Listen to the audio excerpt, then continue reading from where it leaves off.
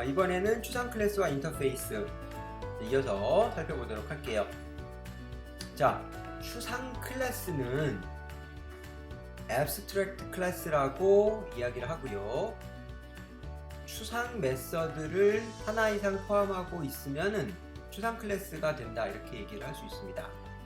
추상 메서드란 앞에 pet 클래스와 같이 구체적이지 않은 내용을 미리 정의한 메서드예요. 즉, 추상 메서드로 정의하는 경우에는 일단 내용이 없어요. 자, pet을 클래스로 정의하게 되면 abstract class pet 이렇게 만들어지고요. 바크라는 메서드를 abstract로 구현하게 되는 거예요. 자, 그러면 이렇게 만들어진 pet 클래스는 new를 통해서 인스턴스를 만들 수 없어요. 무슨 얘기냐면 pet은 new pet 안 된다. 왜? 추상 클래스이기 때문에 그렇다는 거죠. 그럼 어떻게 해야 돼? 상속해서 써야 돼요. 그러니까 우리가 클래스 도구 extends pet 이런 식으로, 네. 그렇게 하지 않으면 에러가 납니다. 그리고 추상 메서드로 구현되어 있기 때문에 반드시 뭐를 해야 돼요? 메서드 오버라이딩을 해야 돼요. 역시 안 하면 에러가 나요. 그래서 이제 이클립스와 같은 개발 도구에서는 클래스를 생성할 때 상속 관계를 지정을 해주면 슈퍼 클래스에 있는 abstract 메서드를 자동으로 코드 생성을 해준다거나 하는 기능들을 제공을 하고 있죠. 예제에서 살펴보도록 하고요. 자, 그러면 지금 이제 인터페이스라는 것도 있다고 하는데, 인터페이스는 뭐냐? 인터페이스는 말 그대로 뭔가를 이어주기 위한 연결고리예요. 통로의 개념, 입구, 뭐 이런 것으로 생각을 해볼 수가 있는데, 기본적인 개념은 추상 클래스와 유사해요. 그렇지만 상수와 추상 메서드로만 구성된 형태를 얘기하는 겁니다. 무슨 소리냐? 아까 pet도 여기 추상 메서드를 갖고 있었는데, 그런데 이 추상 클래스는 이 추상 클래스 이외에도 일반 메서드도 갖고 있을 수 있어요. 그러니까 무슨 얘기냐면은 abstract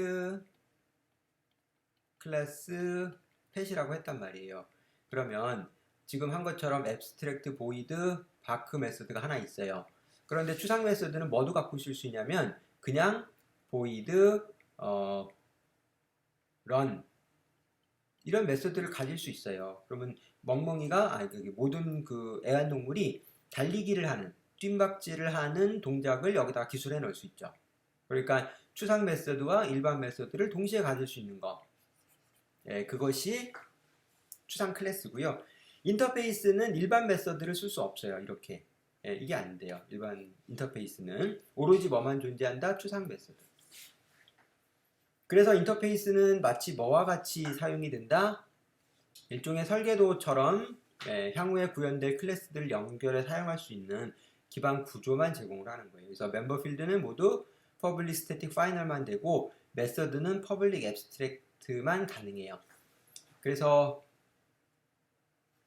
이건 공식이기 때문에, 형식이기 때문에 여러분들이 이렇게 인터페이스를 선언하게 되면은 멤버 필드의 요 모디파이어, 메서드의 모디파이어를 붙이지 않아도 컴파일러가 알아서 이해를 합니다.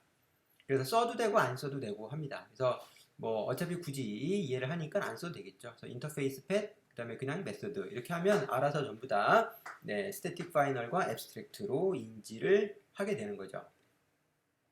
그 다음에 사용하는 방법도 약간 다르긴 한데요. 추상 클래스는 일반 클래스처럼 상속을 쓰지만 인터페이스는 implement라는 걸 써요. 그래서 도구 implement pet 이와 같이 씁니다. 당연히 implement 하게 되면 추상 메서드들 다 구현해줘야지 되는 거고요. 아까 앞에서 잠깐 설명을 안 하긴 했지만 자바에서는 다중상속이라는 게 안 돼요. 그래서 예를 들면은 이거는 이제 예전에 C++이나 다른 객체지향 언어에서는 지원되는 개념인데 우리가 로봇 강아지를 만들고 싶어요. 그러면 우리가 클래스를 만들 때 로봇 도그 익스텐즈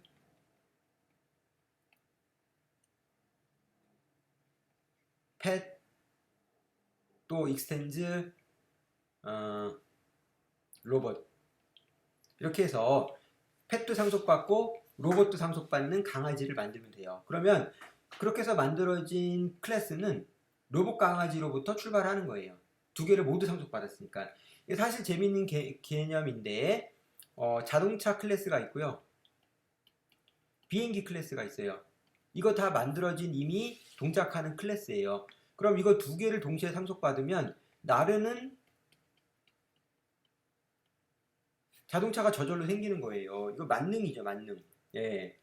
자, 그러나 이렇게 다중상속을 하는 것은 처음에 조금 편할 수는 있으나 장기적인 관점에서 보면은 설계적인 관점에서는 문제가 많이 있다. 그래서 요즘은 다중상속을 그렇게 많이 쓰지 않습니다. 이렇게 직접적으로 상속하는 형태는. 대신에 여러 규격을 만들어 놓고 그 규격들을 동시에 따르는 클래스를 만드는 것은 가능하죠. 그래서 인터페이스는 다중으로 지원이 돼요. 네. 그래서 인터페이스는 여러 규격을 동시에 할 수 있고요. 또 이런 것도 할 수 있어요. 펫은 상속받고 로봇은 구현하고 이런 식으로도 가능합니다. 그래서 클래스의 상속과 임플리먼트를 써요. 다만 익스텐즈에는 하나만 받을 수 있고 임플리먼트는 또 여러 개가 있으면 여러 개를 받을 수도 있다라는 겁니다. 그러면 언제 추상 클래스를 쓰고 언제 인터페이스를 써야 될까요? 그래서 일반적인 설계 관점에서는 주로 인터페이스를 쓰는 것을 권해요. 예, 그래서 인터페이스 퍼스트. 여러분들이 클래스보다는 인터페이스를 먼저 정의하고 프로그램을 짜는 습관을 들이는 것이 좋다. 그렇게 이제 최근에는 얘기를 많이 하고 있고요.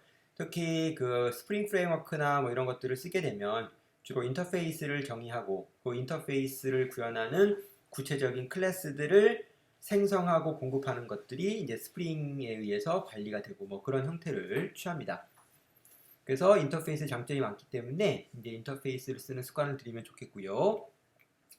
다만 추상 클래스 같은 경우에는 상당히 유용한 부분이 또 있어요. 왜냐하면은 기본 제공되는 메서드가 있고 미래에 구현될 메서드를 동시에 갖고 있는 거죠. 왜냐하면 요건 내가 지금 구현할 거고 요거는 추상 메서드이기 때문에 아직 구현 안 됐으니까 나중에 누군가 미래에 구현할 거예요. 그런데 얘를 호출하는 코드를 만들 수 있어요. 왜? 이건 지금 구현된 건 아니지만 미래에 구현되면 구현된 게 호출이 돼요. 상당히 재미있는 개념입니다. 네, 그래서 그렇게 쓸 수도 있는데요.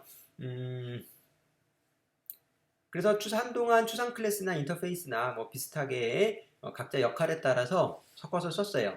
근데 이제 JDK8 이후부터는 디폴트라는 키워드를 이용을 해서 인터페이스에도 메서드 구현이 가능하게 되었어요. 그러니까 pet 인터페이스를 만들고 it 혹은 아까 run 있었죠. 그런 것들을 디폴트로 정의해 놓으면 메서드 구현이 가능해요. 예.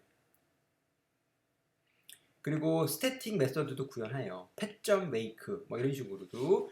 그래서 인터페이스의 활용도가 당연히 높아졌죠. 그래서 실질적으로는 지금은 인터페이스만으로도 추상 클래스의 개념들을 모두 정의할 수가 있게 되었다. 그래서 필요에 따라 적절히 사용을 하면은 되겠습니다. 그런 개념들 이해를 하면 되겠고요. 네, 또 나머지 얘기들은 실습을 통해서 알아보도록 하죠.